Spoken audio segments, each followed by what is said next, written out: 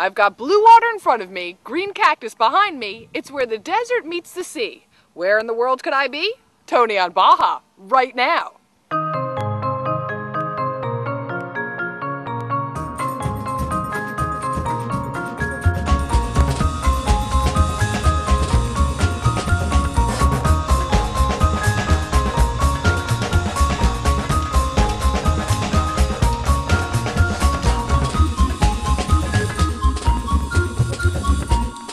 We've come all the way down to Baja, Mexico. I'm hanging out with our expedition leader, Jed Caddick. Jed, what can we expect to see this week?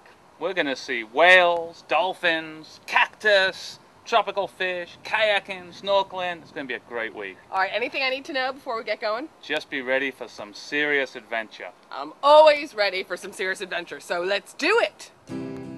Our adventure begins aboard the ship Sea Voyager in Mexico, where the Sonoran Desert meets the Sea of Cortez, otherwise known as the Gulf of California. This gulf boasts some 40 islands, many of which are not more than a sliver of rock breaking the surface. First stop, Isla San Esteban, which is lush with large cardón, a type of cactus only found in this region. Cardón is the largest cactus in the whole New World. It can reach heights of more than 77 feet. It's a lot of water. It's got, nobody really knows the age. These things are very different from the saguaro in that they have more arms, they're larger, and they grow in the Peninsula of Baja California, which does not happen with the saguaro. The saguaro only grows on the mainland of the Sonoran Desert. The Peninsula of Baja California is part of the Sonoran Desert, but it does not have saguaro. The only cactus large like this is the cardón.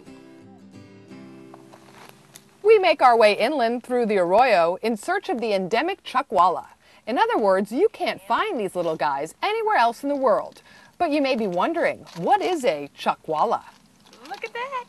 I can let you hold him if you really? want. Yeah. All right, here we go. Down the middle. Whoop, there we go. Whoa.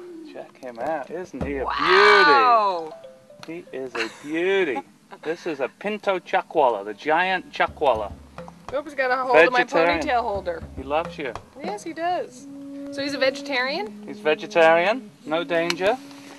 He's already warmed up this morning, so he's ready to go for a walk. But look, he's so pretty. Now he's calmed down. Now he's calming down. I think if you roll him on the back like an alligator, he'll just get real sleepy and, well, maybe this one won't. But see how nice and chunky? He's gotten pretty sleepy. Calmed right down. He's a meaty fella. He is a meaty fella. Look at that, he's just calmed right down. It must weigh about what? 5, 6, 4 pounds? 4 or 5 pounds, yeah, he's a chunky guy, this one. And this is about as big as they get? He likes that. This is full size. This is a full-size chacuala. Once you've spotted one of these well-camouflaged critters, they appear all around. This one well protected by the surrounding cactus. Now, I would guess that this chacuala is very used to using this cactus in this spot and has a route.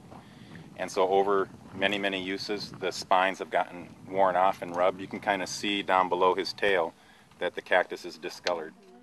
Even these well-adapted reptiles sometimes fall victim to the harsh and unforgiving environment.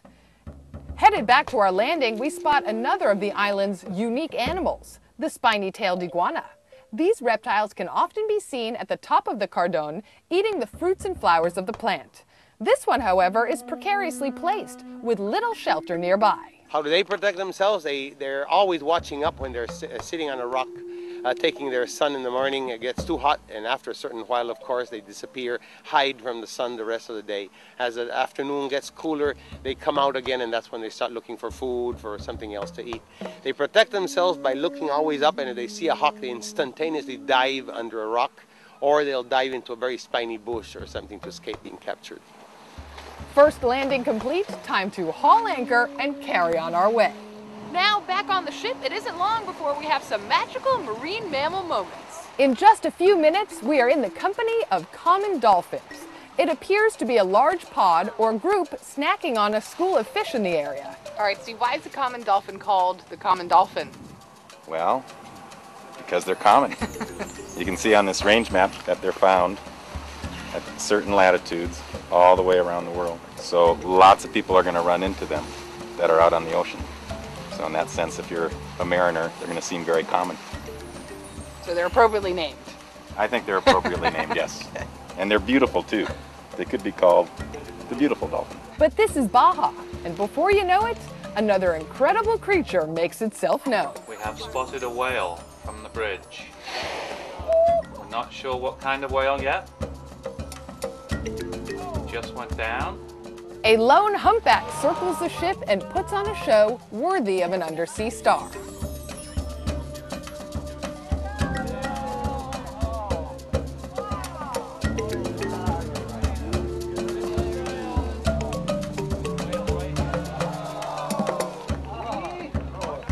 The next highlight of an already incredible day, sensational sightings of sperm whales.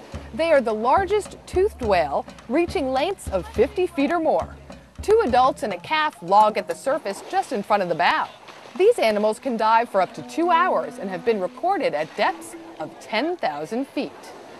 One thing that's really unique is they're a toothed whale. So earlier we saw the humpback whale with the baleen, which is like a filtering plate to catch little things. These have big teeth, and they use those big teeth to catch their prey. So they're different in that aspect. Also,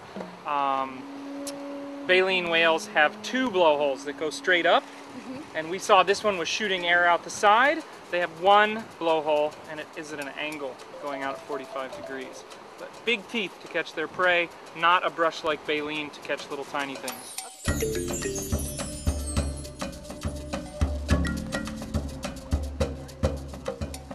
We round out our day anchored at Isla San Pedro Martir, a volcanic island home to many blue-footed and brown boobies. But before the sun is ready to set, we get a look at our 3rd toothed whale of the day, the bottlenose dolphin.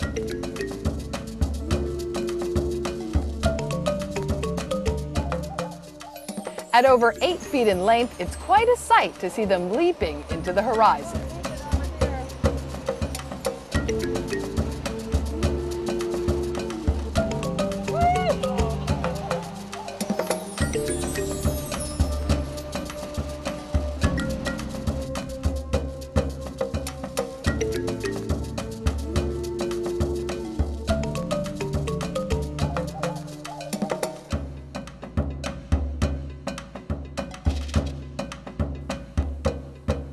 Finally, we are treated to our first Baja sunset.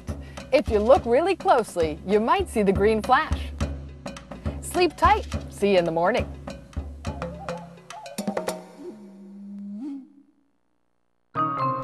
Coming up, a swim alongside playful pinnipeds, a landing on an island that Alfred Hitchcock would have loved, and we are surrounded by a bunch of potheads? Next on Toni On Baja.